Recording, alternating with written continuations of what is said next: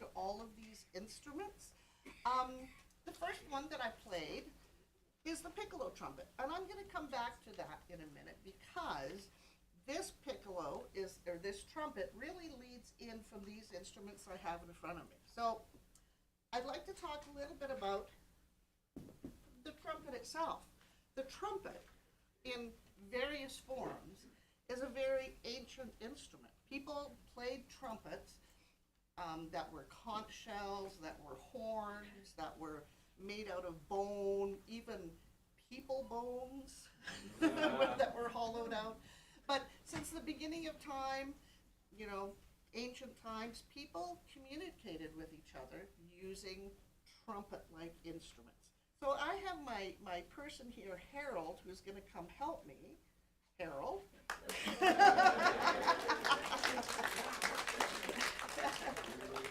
The way they used these was communication, to tell, if a warring party was coming near, if they were going to war, if the bread was ready in the bakery, if a wedding celebration of the royals was happening. And this continued right up through, to nowadays. We use trumpets in warfare. We use trumpets to announce royal weddings and play at royal weddings. This is a very common thing. So one of the very first instruments, like trumpet-like instrument, is this horn right here. And this was actually made by a former student of ours in Alaska. And by the way, these instruments were used all over the world. There is no society, culture, civilization, tribe that did not use some form of horn. This is very much like what an antler horn would be like. It's actually made out of clay, which is common as well, and it's very much like a shofar, which the Jewish people use to announce. So, and all that's required to make a trumpet is some kind of hollowed out vessel and some kind of place to put your mouth where you can buzz. And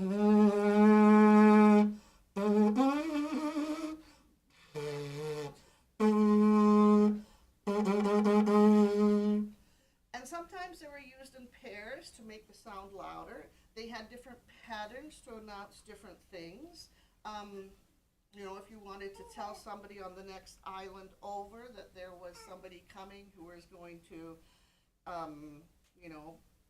raid them, then you could announce it on this kind of instrument. That's basically how the trumpet started.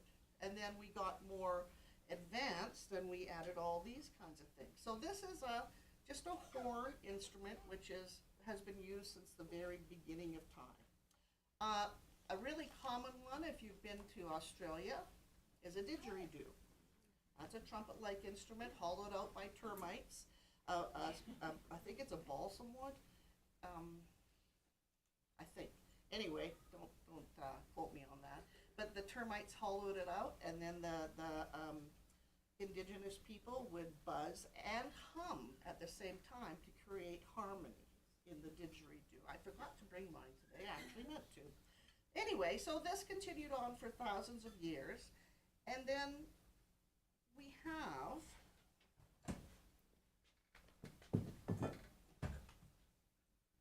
this type of instrument, which is basically the same kind of thing, but it's a little bit more advanced.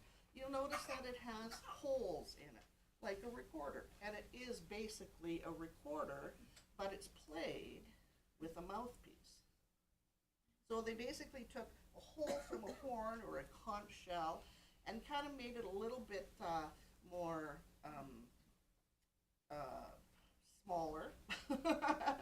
And also, it would be the same all the time. So this is called a cornetino, and this particular one is a copy.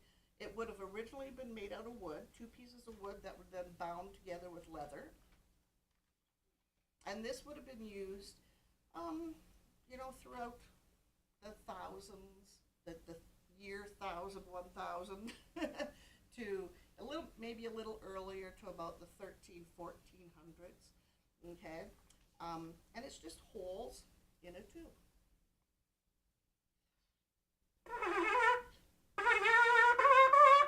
Oh, sorry. You really have to get your fingers on this thing. I'm not used to it.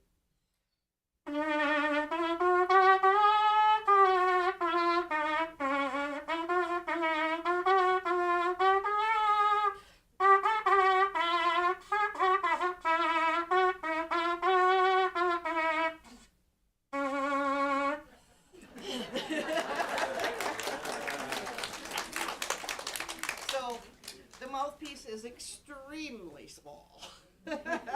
And people literally specialize in these things. And like most instruments, there is a family of these instruments. So this is the cornetino, the second to smallest. The really small one is about that long. And then a cornetto is a little bit longer. And you'll notice that it's actually curved, because if the instrument was straight, it would be harder even to get your fingers on the holes because they'd be further apart. And then there's a serpent. If you've ever seen a serpent, it's basically an S instrument made out of the same kind of material with holes. And so it's made into an S so the person can reach the holes again. And it's the base of the instrument family. So this is a cornetino. And then this grew because it's not really loud. And so if you were announcing things, you could sing to it. It's a very vocal instrument. But you couldn't announce things. You couldn't stand out in front of an army and tell them what was happening, because that's basically what trumpet players began to do. They were very highly paid, extremely wealthy people. They were in the king's courts generally in Western Europe and were given lots of money, but they didn't live very long. Because their job was to tell that the army was coming, right? And what they were doing, whether they were branching out or whether, whatever they were doing, the trumpet players had fanfares to communicate these things to the people behind them, and therefore they were the prime targets because they wanted the element of surprise. The trumpet players didn't announce, then the army behind them didn't know anything. This continued on to the Civil War, even. And people started developing instruments that actually had the bell turned backwards. So the instrumentalist could look forward still, but the sound would travel backwards. A very famous type of instrument is the lyre, which is used in Scandinavia. And it's actually, there's a true story of a 16-year-old girl who was a lyre player, and she was a shepherdess up in the mountains in Norway. And she announced on her lyre, which was basically a long instrument with a mouthpiece, she announced to her town that the Scottish raiders were coming, the Scottish marauders were coming from across the ocean to take their town. And so she played her lyre and warned the village people, who then made up ways to take the Scottish people, and they actually kept their town, and they killed all the Scots. So she was a very famous lyre player, and that's what they call them in Scandinavia. So the next kind of instrument I'm going to show you, because what happened was the trumpet became military instruments, but then the composers such as Haydn, Mozart, and Sammartini, all the composers in the courts, decided that they were gonna, I'll have the national trumpet, thank you, they could start using these instruments in the orchestra. Unfortunately, these instruments were very limited. Now this one has 3 holes in it, which I've plugged, so it now has no holes. This is a modern replica of what a natural trumpet would be like from the 15, 16, even 1400s. And it would normally be played in a fanfare style.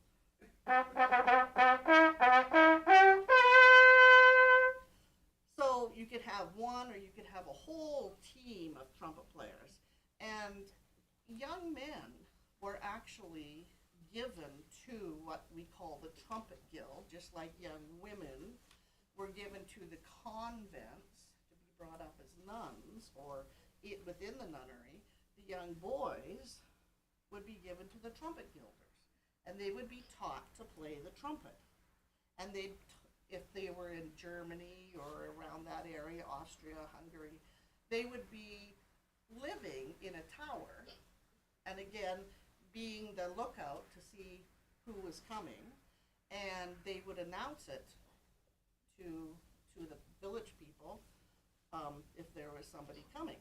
They would also announce the time of day. They would announce if somebody was getting married. They would do all the announcement. And I literally have, when I went to Germany and played in these towers, which they still do today to a point. They usually just do it on Sundays. But I was allowed to go up and play, and the fellow who does it gave me some music, and each fanfare is a different thing. It's really kind of neat. So the trumpet players memorize them, they play them, they get highly paid, and they be killed very fast.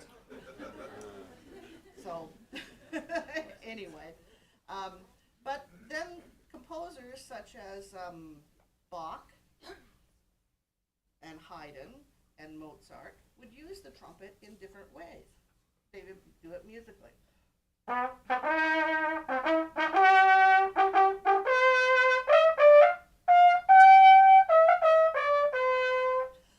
problem is that there's no way to change notes except for with your lip, and it's extremely difficult. And people specialize on these instruments now. I do not. I have played it in different concerts, but it is not my forte, although I love playing it. So it's really fun.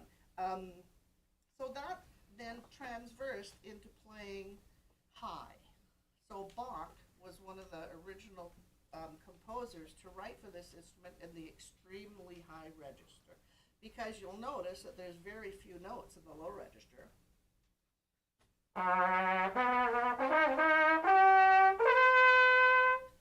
Those are the only notes. Hard to make a melody. But you can make a melody because you can hit every note with your lip above that.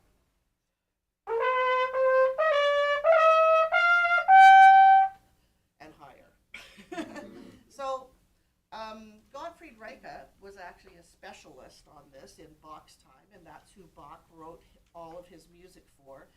And there's a story, and I think this is true because I've read it many times in different papers and things, that Gottfried Reiche performed one of Bach's works, and I think it was the Brandenburg Second Concerto. Am I right, Steve? Anyway, performed a work. It was extremely high, and he was playing extremely high, for years. And he walked off stage, and his carotid artery went because he just basically blew it out. That's how much strain is on this instrument to play high. So, yeah, so he was a very famed trumpet player, and he died in a very famed way, which is why we have the piccolo.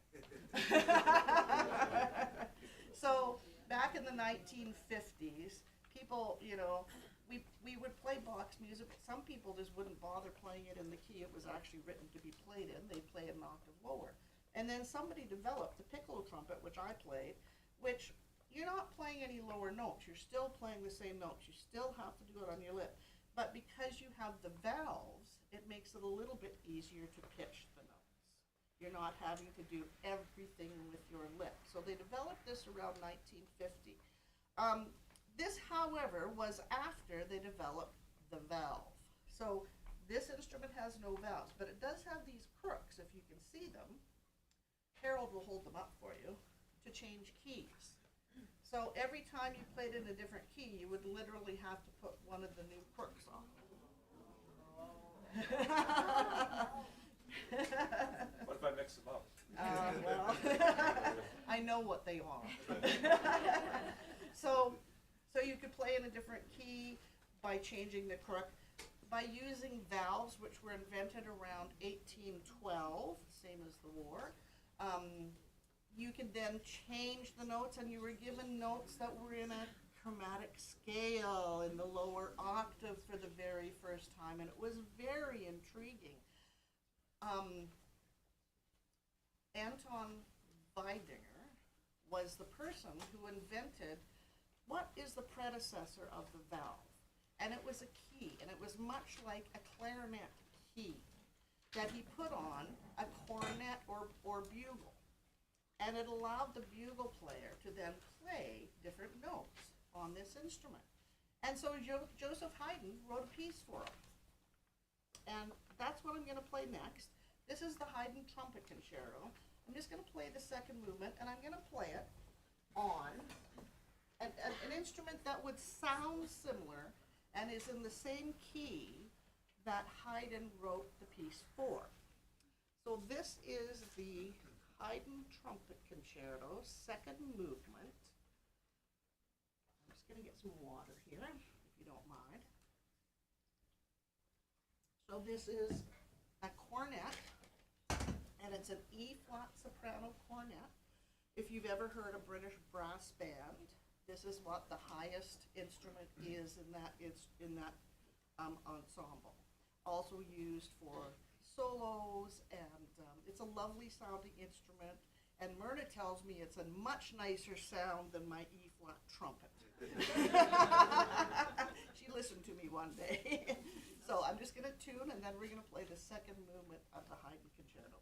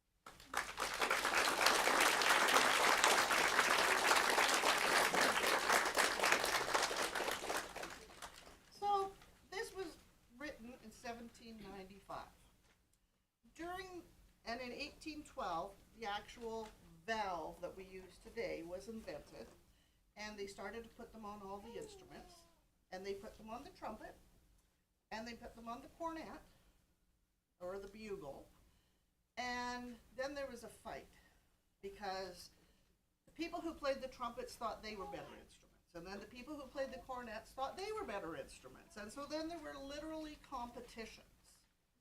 And one of the people who played these competitions and won was Matthew Arbuckle. And this was in the late 1800s.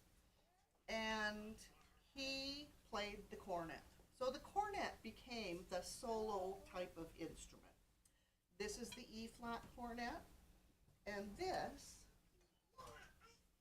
is the B-flat cornet, which is a little bit lower key. Now, as we go on here, you're going to notice that the trumpets get bigger and bigger.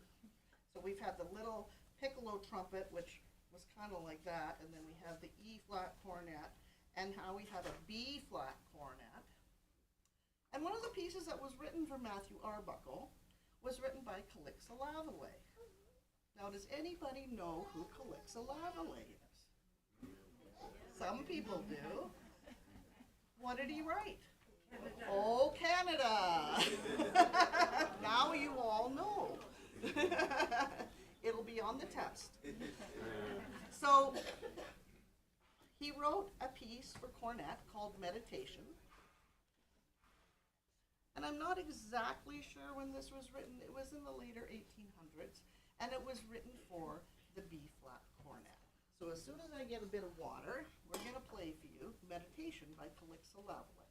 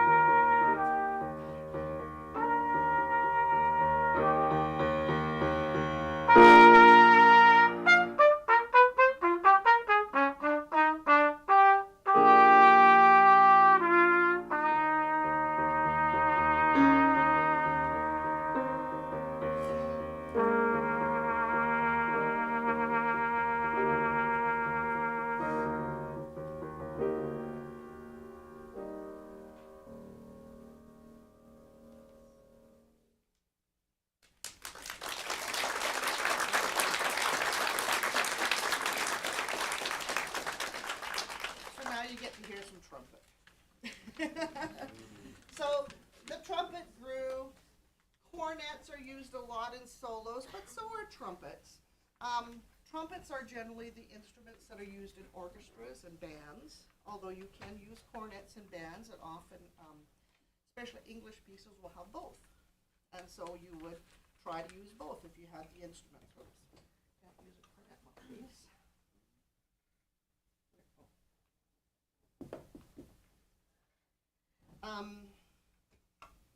So the C trumpet, which is this instrument, it's a little shorter than the B flat, which you see down here, is a typical instrument to be used nowadays, mostly in France and in orchestras. American orchestras will use the C trumpet as their standard instrument.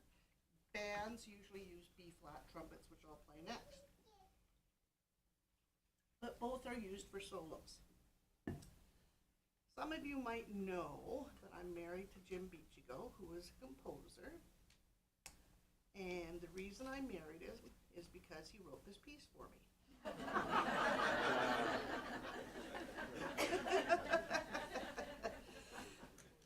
I was living in Oklahoma teaching at a university there, and but I'm from Saskatoon. I'm from the north of Canada. And I know. And I really didn't like living in the south or southwest, whatever you want to call it. I wanted to get back home. So there was a job that came up in Newfoundland, and I applied for it and was in the running for it, and one of the finalists, and they actually did offer it to me. But after, this guy called me, and he was at the University of Alaska in Fairbanks, and he said, "We have a job opening, we hear you're looking." And I said, "Yeah." And anyway, long story short, I ended up moving to Alaska, turning down Newfoundland, and because I just liked the idea of it. My dad loved the North. He always wanted to go to Alaska. I had read the Michener book, and and I just thought, woohoo, 1 year in Alaska, that would be pretty cool, because it was a 1-year position. Well, I met this guy the first day I was there, and ended up marrying him and staying there for 12 years. But the reason I married him, because he wrote me this piece. So when I drove up on my little red sports car, Mazda sports car, from Oklahoma to Fairbanks, Alaska. And if you've ever traveled the Alaska Highway, you know how fun that was, with 2 cats and a dog. So he wrote me this piece within the first couple weeks of me moving there. The first movement is called The Journey North, and that's the one I'm going to be playing for you. It was 2004. It was the smokiest year in Fairbanks. Black skies for weeks on end. And if you know, there's no night at that time of year in the summer, but there was that year. It was just totally black. Second movement's called Fire and Smoke, and the third movement is the Log Cabin Dance, because I ended up moving into a little log cabin, which I absolutely adored, in the middle of nowhere, and a great Alaskan experience. But anyway, I'm going to play for you The Journey North, and this is supposed to represent me driving north in my little red sports car, I guess to meet him.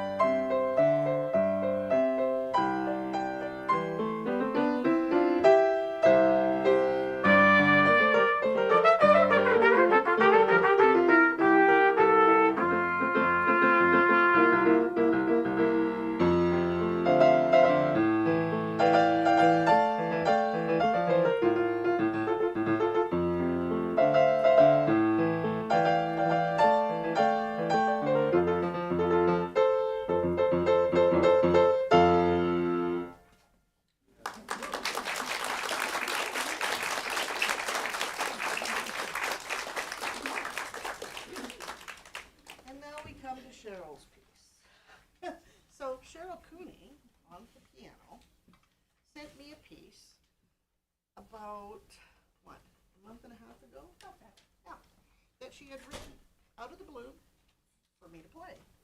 And since then, I've received 2 more movements. Which I haven't even looked at yet, I have to say. It's been kind of crazy, but we're going to play the first movement of her 3 movements so far work.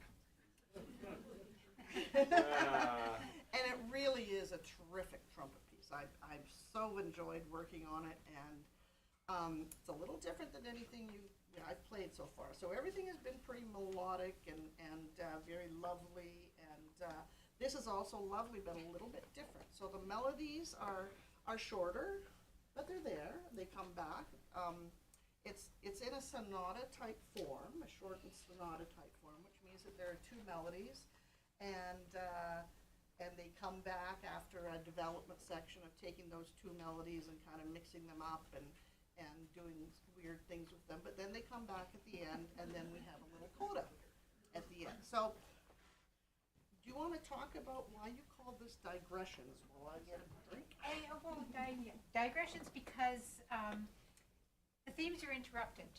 Sort of get nicely going on one theme, and then we digress. There's another theme. And then we kind of come back, and then we digress again.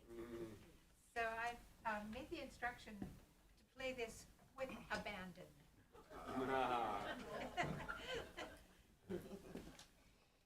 So this is the second performance of it, because we did it last week at a little house concert, but so I'm sorry you don't get the world premiere.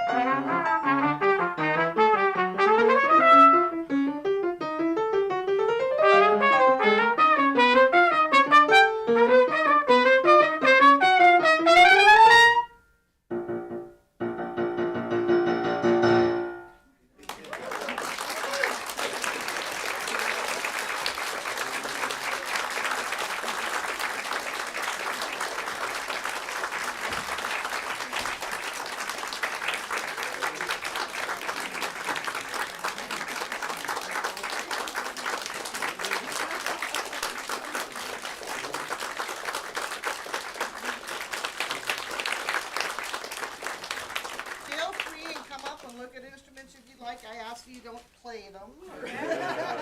And if you're careful, you can touch them. That was super. And ask me questions. That was super inspiring. I love it. I'm so glad. Thank you so much. Nothing, you're welcome. Nothing better